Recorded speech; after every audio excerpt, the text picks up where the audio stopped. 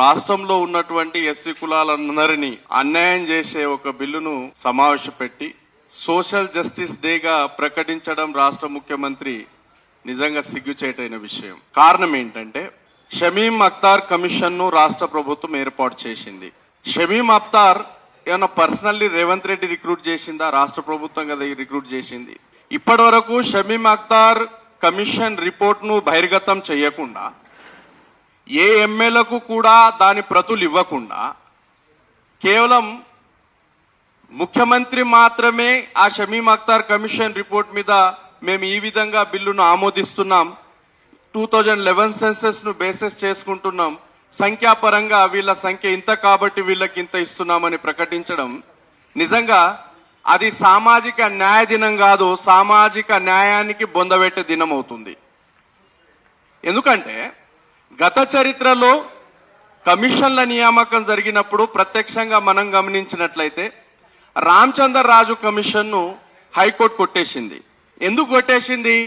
Article 338 class 9 ప్రకారము జాతీయ SC commission ను సంప్రదించకుండా రాష్ట్ర ప్రభుత్వం ఈ విధంగా కమిషన్ రిపోర్ట్ల ద్వారా ఎస్సీ ఎస్టీల విషయంలో జోక్యం చేసుకోకూడదు అని రామచందర్ రాజు కమిషన్ రిపోర్ట్ ను కొట్టేసింది. దాని తర్వాత justice Usha Mehra commission report వచ్చింది. Justice Usha Mehra commission report ను కూడా సుప్రీంకోర్టు కొట్టేసింది. కారణం ఏంటంటే ఇది కూడా ఆర్టికల్ 338 క్లాస్ 9 ప్రకారం జాతీయ ఎస్సీ కమిషన్ ను సంప్రదించకుండా చేయబడినటువంటి కమిషన్ అని. ఇప్పుడు షమీం అఖ్తార్ కమిషన్ కూడా జాతీయ ఎస్సీ కమిషన్ ను సంప్రదించకుండా రాష్ట్ర ప్రభుత్వం నియామకం చేసింది. సరే చేసిందన్నప్పుడు షమీం అఖ్తార్ ఇచ్చినటువంటి రిపోర్ట్ ను బహిర్గతం చేయకుండా అత్యంత గోప్యంగా పెట్టి ఏబిసి గ్రూపులుగా వర్గీకరణ చేస్తున్నా అని ప్రకటించడం అత్యంత దారుణం. రెండో విషయము, ఏ సెన్సెస్ ను బేసిస్ చేసుకున్నారు? సుప్రీంకోర్టు జడ్జిమెంట్ లో చాలా క్లియర్ గా చీఫ్ జస్టిస్ చంద్రచూడ్ గారు ఎంపరికల్ డాటాను సైంటిఫిక్ బేసిస్ మీద నిరూపించిన తర్వాతనే, సామాజిక వెనుకబాటుతనాన్ని నిరూపించే డాటాను సేకరించిన తర్వాత మాత్రమే నిర్ణయం తీసుకోవాలి, ఈ సబ్ క్లాసిఫికేషన్ చేయాలి అని అన్నారు. కానీ ఆ మొత్తం జడ్జిమెంట్, సుప్రీంకోర్టు జడ్జిమెంట్ లో జనాభా ఆధారంగా క్లాసిఫికేషన్ చేయమని ఎక్కడ చెప్పలేదు. మాలా మాదిగా అనే కులాలను కూడా ఎక్కడ మెన్షన్ చేయలేదు. సుప్రీంకోర్టు మొత్తం ఇచ్చినటువంటి జడ్జిమెంట్ ఏదైతే ఉందో ఆ జడ్జిమెంట్ సామాజిక వెనుకబాటుతనాన్ని నిరూపించే సైంటిఫిక్ డాటాను సేకరించమంటే ఏ సైంటిఫిక్ డాటా తీసుకున్నారు గౌరవనీయులు రేవంత్ రెడ్డి అంటే 2011 సెన్సెస్. ఉమ్మడి రాష్ట్రానికి సంబంధించినటువంటి సెన్సెస్ ను రేవంత్ రెడ్డి గారు తీసుకున్నారంటే వాస్తవానికి రేవంత్ రెడ్డి గారు గతంలో తెలంగాణ ద్రోహి.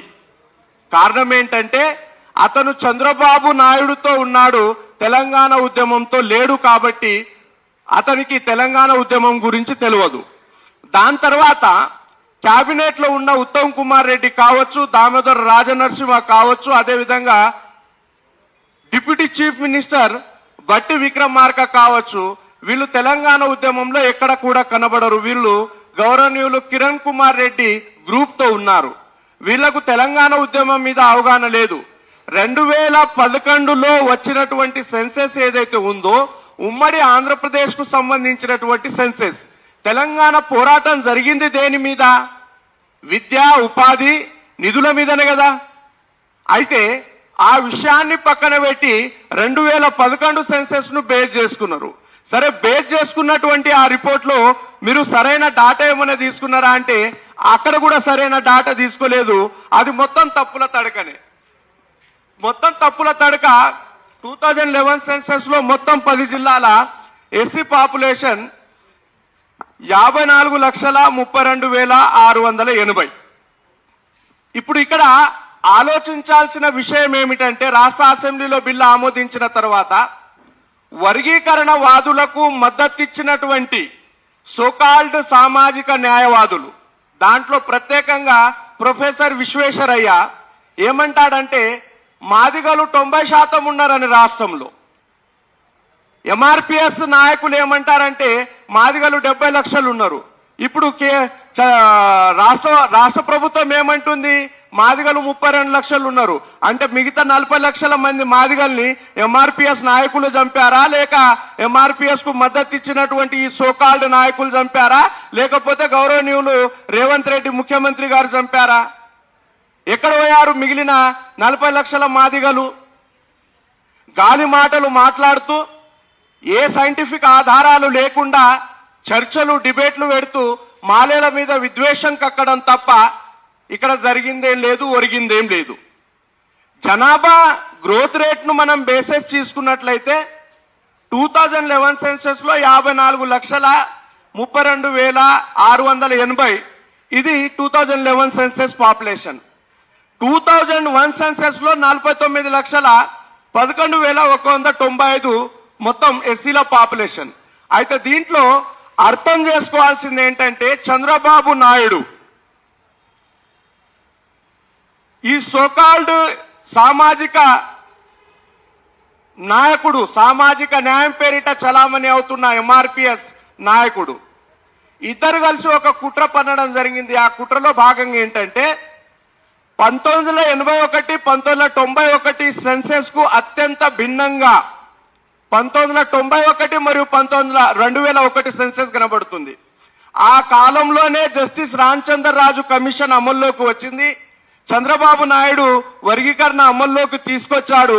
తీసుకొచ్చిన తర్వాత ఇక్కడ మనం చూసినట్లయితే మాదిగల గ్రోత్ రేట్ అత్యంత వేగంగా పెరుగుతున్నట్టు కనబడుతుంది.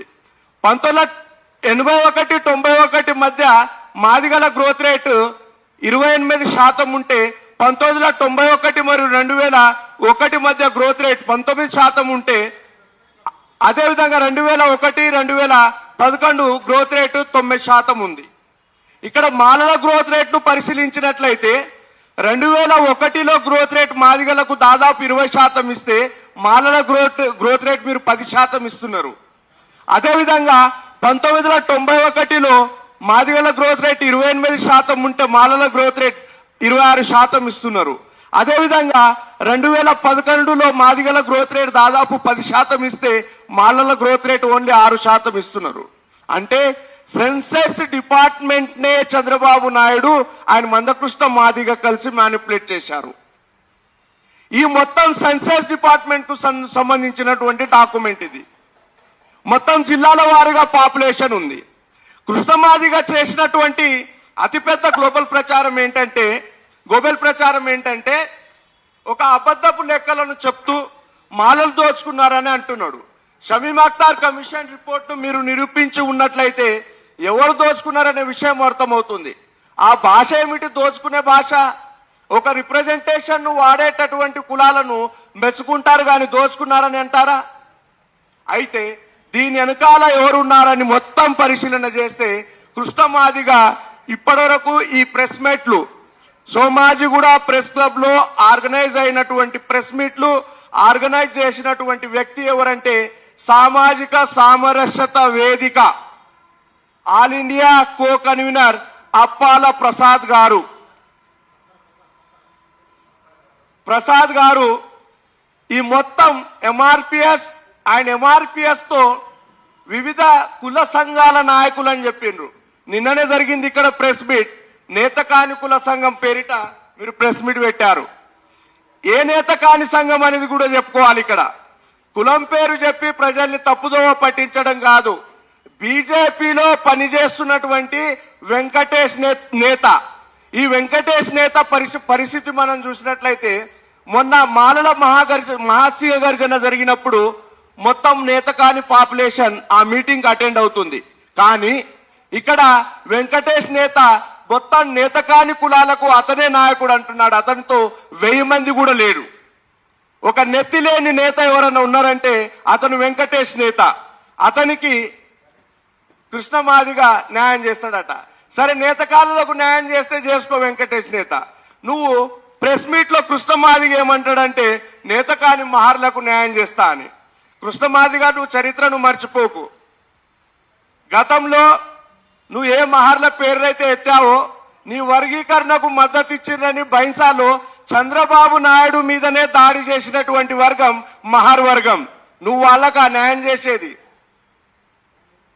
నువ్వు వాళ్లకు న్యాయం చేసేది కాదు, ముందు నీది నీకు చూసుకో. నువ్వేమంటున్నావు?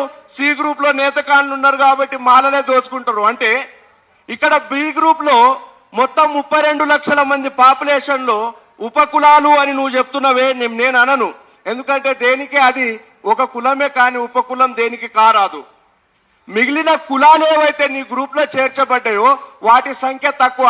అంటే మీరు మాదిగలందరూ ఆ కులాలకు సంబంధించిన అవకాశాలు దొబ్బితింటారనే కదా అర్థము. పైన అవకాశాలను మీరే దొబ్బితింటారని కదా అర్థము. ఇక్కడ మీరు నేతకాళ్ళే అవకాశాలు మాలలో దోచుకుంటారని మీరు ఇది చేస్తున్నారు. ఇక్కడ మీడియా మిత్రులు అదేవిధంగా తెలంగాణ ప్రజలు అర్థం చేసుకోవాల్సింది ఏంటంటే, కృష్ణ మాదిగ ఇంకా ఆకలి చల్లారలేదు. కారణం ఏంటంటే అతను బీజేపీ ఎజెండాను స్థాపించాలి. ఆ బీజేపీ ఎజెండాను స్థాపించే క్రమంలో ఏమైంది, రేవంత్ రెడ్డి గారు నేనే చేస్తా అని అసెంబ్లీలో బిల్లును ఆమోదించిండు, తీర్మానం చేసిండు. సరే, అది గజెట్ రాలేదు, జీవో రాలేదు, వచ్చిన తర్వాత అదో లెక్క అనుకోండి. ఇమ్మీడియట్ గా ఇప్పుడు ఏం చేయాలా? లేదు మాదిగలకు 11% రావాలంటాడు.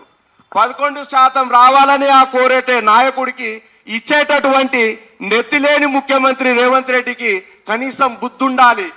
ఒక దేశ అత్యున్నత న్యాయస్థానం అసలు సుప్రీంకోర్టు జడ్జిమెంటే రాజ్యాంగానికి భిన్నంగా ఇచ్చిందంటే, ఆ రాజ్యాంగానికి భిన్నంగా ఇచ్చినటువంటి జడ్జిమెంట్ ను కూడా ఎక్కడా ఫాలో కాలేదు రేవంత్ రెడ్డి గవర్నమెంట్. కులాల జనాభా ప్రాతిపాదిక ప్రభావం ఎక్కడా కూడా లేదు. కేవలం ఎంపరికల్ డాటా అంటే అనుభవదారుల డాటాను సైంటిఫిక్ గా తీసుకోవాలి. సైంటిఫిక్ గా తీసుకోవాలంటే 2011 సెన్సెస్ ను తీసుకుంటారు. 2011 సెన్సెస్ ఉమ్మడి ఆంధ్రప్రదేశ్ రాష్ట్ర సెన్సెస్. అదేవిధంగా అది తప్పుల తడక కూడా. ఇక మాదిగ కులం శాతం ఎక్కున్నది కాబట్టి పర్సెంటేజ్ ఇవ్వాలంటారు. ఇది రేపు కోట్ల నిలవదనే విషయం తెలియదు.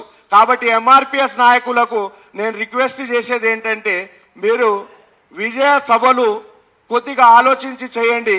రేపు కోర్టు కొట్టేసిన తర్వాత హార్ట్ అటాక్ తో మీరు చచ్చిపోతే మళ్ళా కూడా ఆలోచించాల్సిన పరిస్థితి ఏర్పడుతుంది. ఎందుకంటే చాలా సీరియస్ చెప్తున్నాను ఈ విషయం. సుప్రీంకోర్టు జడ్జిమెంట్ ను గవర్నమెంట్ ఫాలో కాలేదంటే, అదే సుప్రీంకోర్టు ఏం చెప్పిందంటే, మా తలుపులు మీ కొరకు తెరిచి ఉన్నాయి.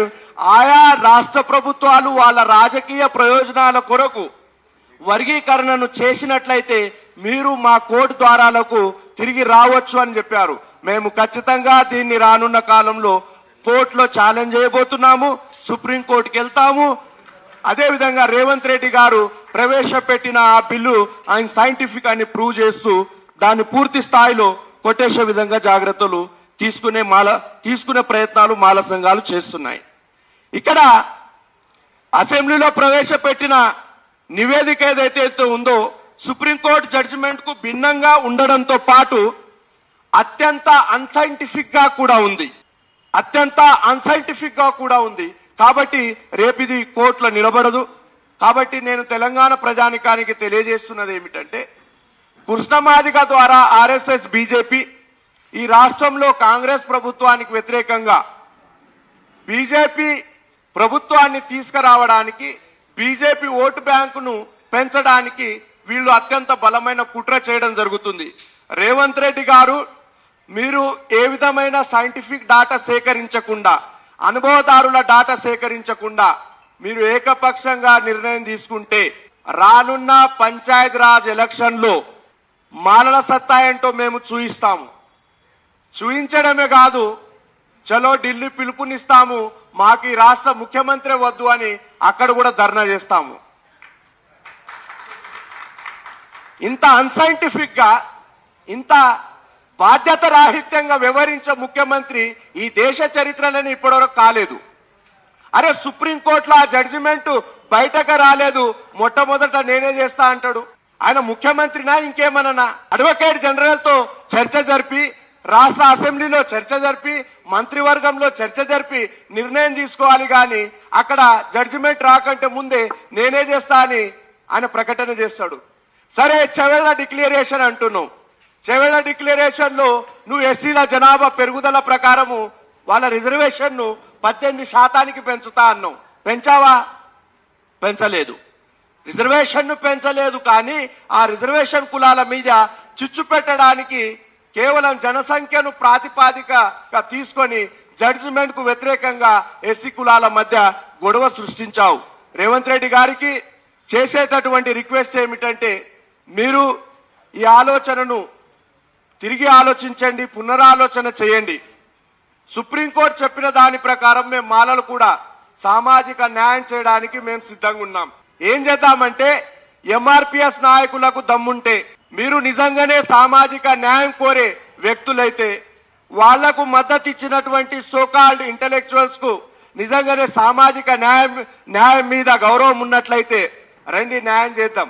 Usha Mehra commission page number 54 లో మాదిగలు మాలల కంటే ఎక్కువ లబ్ధి పొందారని చెప్పడంతో పాటు పేజ్ నంబర్ 101లో జనాభా కంటే కూడా మాల, మాదిగ మరియు ఆది ఆంధ్ర కులాలు ఎక్కువగా లబ్ధి పొందాయి, మిగతా కులాలకు రిజర్వేషన్ ఫలాలు దక్కలేదు అని జస్టిస్ ఉషా మెహ్రా కమిషన్ ఆ రోజు చెప్పింది. కాబట్టి justice Usha Mehra commission report ప్రకారము రండి, ఇప్పటి వరకు రిజర్వేషన్ ఫలాలకు నోచుకోలేనటువంటి ఎస్సీ కులాలకు మొదటి ప్రాధాన్యత ఇస్తూ 50% రిజర్వేషన్లు వాళ్లకు కేటాయిస్తూ మిగిలిన 50% రిజర్వేషన్లు అనుభవించినటువంటి మాలమాదిగలకు కేటాయిద్దాం.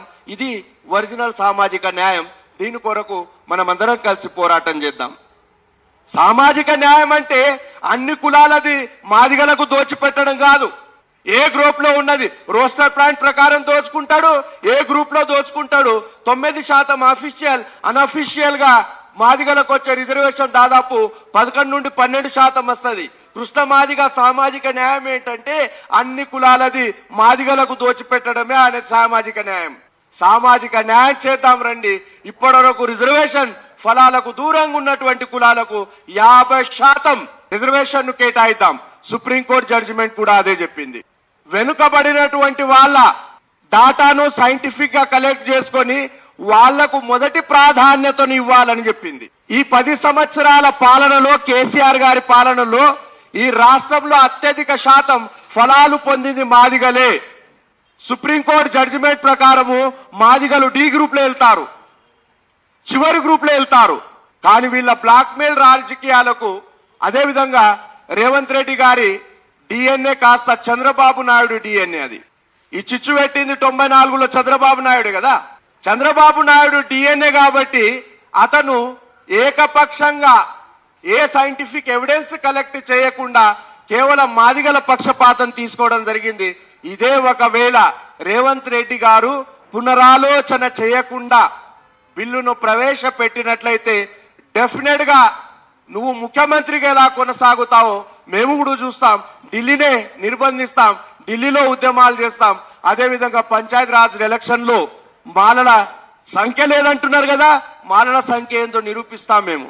అతి త్వరలో ఈ బిల్లును ప్రవేశపెట్టి జీవో ఇచ్చిన తర్వాత 100% నేను మాల కులాలకు చెప్పేది ఒకటే, ఇప్పటి వరకు మేము ఆ కమిషన్ రిపోర్ట్ కాపీ మా చేతికి వచ్చినట్లయితే కార్యాచరణ ప్రకటిద్దామని ఆలోచిస్తున్నాం. కానీ వర్గీకరణ వాదులు రెచ్చగొట్టే తత్వాన్ని ఖండించడానికి ఈ రోజు ప్రెస్ మీట్ పెట్టాల్సిన పరిస్థితి ఏర్పడింది. రేపు కమిషన్ రిపోర్ట్ వచ్చిన తర్వాత మాల కులాల జేఏసీ ఆధ్వర్యంలో కార్యాచరణను ప్రకటిస్తాం. డెఫినెట్ గా అతి త్వరలో చలో హైదరాబాద్ పిలుపునిస్తాం.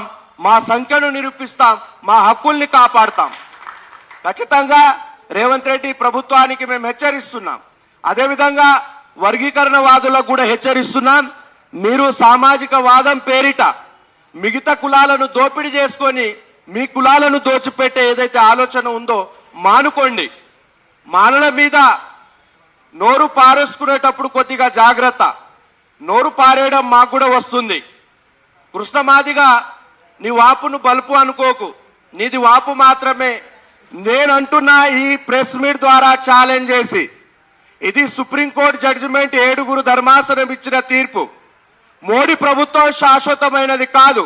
రేపు మోడీ ప్రభుత్వం దిగిపోయిన వెంటనే 9 మంది జడ్జిల బెంచ్ తో కూర్చోబెట్టి ఈ జడ్జిమెంట్ ను క్వాష్ చేపిస్తాం.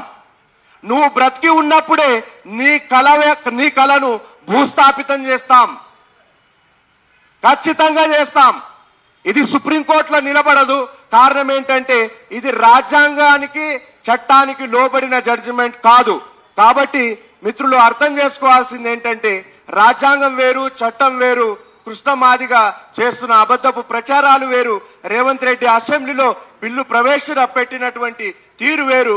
వీటన్నిటినీ అర్థం చేసుకొని అసలు ఈ రాష్ట్రంలో అత్యధికంగా 10 సంవత్సరాల్లో దోచుకున్న కులం ఏదైనా ఉన్నదంటే అది మాదిగ కులమే. దాన్ని దాచిపెట్టడానికే గౌరవ ముఖ్యమంత్రి గారు కమిషన్ రిపోర్ట్ ను ఈ రోజు వరకు బయట పెట్టలేదు. రేవంత్ రెడ్డి గారు ఈ ప్రెస్ మీట్ ద్వారా అడుగుతున్నా, షమీమ్ అఖ్తర్ ఏమన్నా మీకు లవ్ లెటర్ ఇచ్చిండా దాచిపెట్టడానికి? అది కమిషన్ రిపోర్ట్ కదా. ప్రజలకు బహిర్గతం చేయాలి, మీడియాకు బహిర్గతం చేయాలి. అక్కడ వచ్చినటువంటి ఎమ్మెల్యే చేతిలో కాపీలు ఇవ్వాలి. అవన్నీ ఇవ్వకుండా ఉత్తమ్ కుమార్ రెడ్డి చేతులు ఉంటది, అదేవిధంగా మన దామోదర్ రాజనరసింహ చేతులు ఉంటది, ముఖ్యమంత్రి చేతులు ఉంటది. అదేమన్నా లవ్ లెటరా? ఒక కమిషన్ రిపోర్ట్. ఆ కమిషన్ రిపోర్ట్ ప్రజలకు బహిర్గతం చేయాలా, ప్రజలకు బహిర్గతం చేసి దాని మీద చర్చ పెట్టాలా, సుప్రీంకోర్టు ఇచ్చినటువంటి జడ్జిమెంట్ ను ఫాలో అయిందా లేదా చూడాలా. ఆ కమిషన్ రిపోర్టే మొత్తం తప్పుల తడక. కాబట్టి రేవంత్ రెడ్డి దాచిపెడుతున్నాడు. రేవంత్ రెడ్డి గారు ఒక్కటి గుర్తు పెట్టుకోండి, మీ చంద్రబాబు నాయుడు డిఎన్ఏ మాకు అర్థమైనదే, మీ ద్రోహపు బుద్ధి కూడా మాకు అర్థమైనదే. ఖచ్చితంగా పంచాయతీరాజ్ ఎలక్షన్ లో మీకు బుద్ధి చెప్తాం. అతి త్వరలో మేము చలో హైదరాబాద్ పిలుపునిస్తాము.